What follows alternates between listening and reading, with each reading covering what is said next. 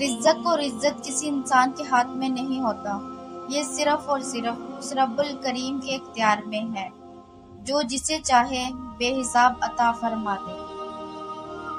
جو اللہ پر یقین رکھتا ہے وہ کبھی ہارتا نہیں، کیونکہ اللہ اپنے اوپر بھروسہ کرنے والوں کو کبھی تنہا نہیں چھوڑتا۔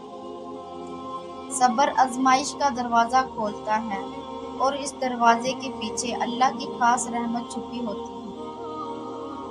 جب رب تمہارے ساتھ ہو تو دنیا کی مخالفتیں تمہیں نقصان نہیں دے سکتی، کیونکہ اللہ کافی ہے، بس اللہ کافی ہے۔ دل اگر اللہ کے ذکر سے آباد ہو جائے تو پھر کوئی کمی، کوئی محرومی باقی نہیں رہتی۔ دنیا کی دولت ختم ہو سکتی ہے، رشتے ٹوٹ سکتے ہیں، لوگ بدل سکتے ہیں، مگر اللہ کی رحمت کبھی ختم نہیں ہوتی۔ جو بندے اللہ کے لیے جھکتے ہیں، اللہ ایسے لوگوں کے دلوں میں بلندیاں عطا فرماتے ہیں۔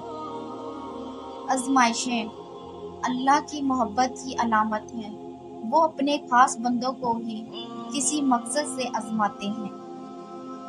اگر تم اللہ کے ہو جاؤ تو پھر دنیا تمہارے قدموں میں جھک جائے گی۔ جزاک اللہ۔ اگر ویڈیو اچھی لگی ہو تو please like me and subscribe.